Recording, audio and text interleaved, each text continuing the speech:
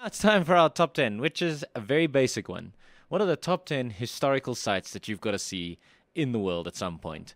Obviously, a lot of people immediately they can think of certain big highlights, and those are on here. But we've also got some others that perhaps you haven't thought about. Right. So, in the top 10 historical sites around the world, here on Travelz, at number 10, we've got Neuschwanstein Castle in Bavaria, in Germany. Now, Neuschwanstein is that fairy tale castle. You see a lot of pictures of it.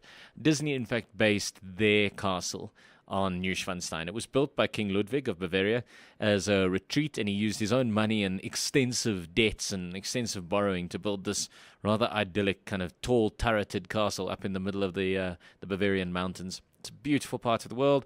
It's a really lovely, lovely castle, and it's managed impeccably. A lot of the decorations are done around the works of Wagner, so there's a bonus kind of cultural side to it as well. It was basically King Ludwig was deposed because of the amount of money he'd spent on this particular castle, and just after his death, they opened up the castle to tourists because he always wanted to keep it private. And they opened up castle to tourists, and now it's made its own money back 100 times. And it continues to be one of the most popular attractions in Germany. At number 9, this one is one that we should all know, the Parthenon. It's an elegantly crafted symbol of ancient Greece, effectively. It sits on the top of the Acropolis, and everybody recognizes it right there in the heart of Athens. The current building was built by Pericles in the mid-5th century BC as a Doric temple to the goddess Athena. And obviously it's one of the main treasures of the Delian League. There's a lot of sculptures up there. There's a lot of there's a lot of archaeological work still happening on the site. So it's still a living ancient symbol. Probably one of the other best things about going up to the top of the Acropolis is the view over Athens itself. But the Parthenon is something that if you're going to be in Greece, you're going to be in that area, you absolutely can't miss it.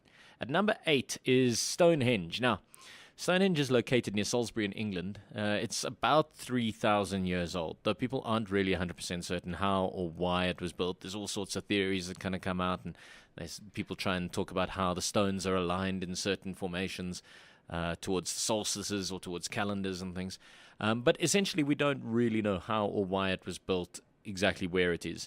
It's now currently fenced off. It used to be the kind of place you could go and you could play in amongst the stones, but it's been fenced off because of the damage and things. Visitors can only walk around the attraction, but it is still worth going just because of the mystery of why it's there and what it's doing there. There's also a very good audio tour that you can rent. At number 7 is the Taj Mahal. It's one of the most recognizable, stunning structures in the world, and obviously the story behind its construction is pretty beautiful as well, because it was built between 1632 and 1653 by the Emperor Shah Jahan to serve as a mausoleum and a monument to his favorite wife. It was constructed by 20,000 workers, apparently, out of marble, and it's been inlaid with 28 different kinds of precious and semi-precious stones from across India and Asia. They say that the woodwork in the foundation, though, is rotting and is very difficult to replace.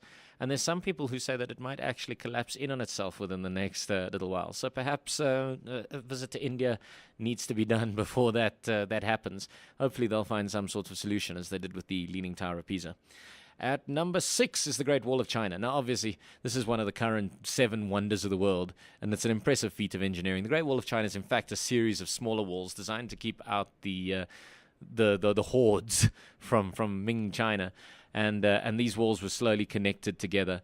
Now there's parts that are in total disrepair. There's parts that are in really good repair. It just depends on where you are. But it is the kind of thing that you absolutely have to go and see. There are places where you can stand on the top of the wall and see miles and miles and miles of just this glorious, enormous wall that gives you some idea of what it must have looked like back in its glory days. At number 5, another place that's been suffering since its glory days, the Colosseum. Even now, in an era where we build big stadiums, the Colosseum it's still striking. It must have been absolutely unbelievable in its day when people didn't build skyscrapers. You go there and it's basically about 2/3 of the old buildings still remain. What happened was, soon after it was built and sort of fell into disuse, people started plundering the Colosseum for stone and for rocks, and it actually forms, stones from there form parts of the cathedrals at St. Peter's, St. John's, the Palazzo Venezia, and the Tiber's River defenses. But it's still absolutely incredible to go there, particularly now that they've begun to do the archaeological work in the basement, and you can see where all the gladiators were kept, and you can imagine yourself in this world as it was back two and a bit thousand years ago. And number 4 is Angkor Wat. It's the most recognizable temple in Cambodia. It's also one of the most beautiful. It was built in the early 12th century to act as a state temple and capital city. It's apparently the best known example of Khmer architecture, which includes the reliefs and the statues and everything else. The entire temple complex is enormous. Some parts of it are still being excavated. Some parts were excavated very, very badly. Some parts of it are in absolutely immaculate repair. It's the kind of thing that, again, it's one of those once-in-a-lifetime things, and people always say that you must go there and watch the sunset over Angkor Wat. At number 3 is another place where you've got to go and watch the sun, but this time it's rising. It's Machu Picchu, which is known to many as the lost city of the Incas in Peru. It's basically the most impressive reminder of the Incan empire that we have to this day.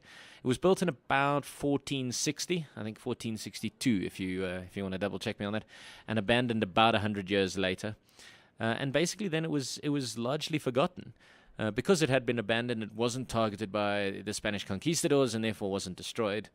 It was rediscovered, shall we say, in 1911, and since then has been kind of opened up as one of these absolutely epic places to see. You hike your way in. That's the best way to do it. Don't catch the train. The train's insanely busy, and the bus as well. Hike your way in. Get there before sunrise and watch the sunrise over Machu Picchu. It's a life-changing event. Number 2 is the Pyramids of Giza. We can't really leave out the Pyramids of Giza. Egypt itself is in a bit of a state at the moment. Since the revolution there, things, it's been a little bit dirty, a little bit difficult. Travel there, though, on the plus side, has decreased significantly. So if you want to go and see the pyramids, perhaps now is the time to do it. You'll see it with fewer crowds, fewer masses. The pyramids, they align to the stars and the solstices. They contain vast chambers. The stones are locked together in ways that to this day we can't really work out 100% what they did or how they got these enormous stones there and up on the. Some people say slaves. Other people say there's no way slaves would have been able to build this thing. There's people who say that aliens built it. That's our kind of lack of knowledge about that. You'll also find the Sphinx in the area, so obviously it's one of those iconic kind of places. At number 1 is my personal favorite, Petra in Jordan, which became famous in the Indiana Jones movie, The Last Crusade. It's a huge stone-carved city built into the rock faces of Jordan. Some of their major attractions there are the theater and the monastery. The most recognizable, though, is that Al-Khazneh beginning of the front in the city that they actually go into in the movie. There's a lot of mystery about parts of it because, again, this was one of those places that kind of got abandoned and forgotten until it was rediscovered. One tip, if you are going to go there, go and look for a tour that allows you to stay overnight in the city, because once the tour buses are gone and they light the whole place up with a lantern, it's unforgettable. It's very difficult to find one of those tours in South Africa. I know that Exodus offers the option sold through Wandering Free. So if you're going to Petra in Jordan, that's my advice. So, our top 10 historical sites then. Number 10, Neuschwanstein Castle.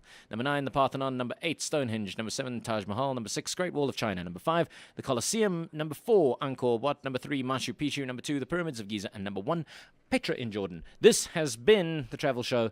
Thank you very much for your time, and we hope to see you next week. And obviously, as always, feel free to give me feedback on @Warren R. Comedian. We'll catch you next week.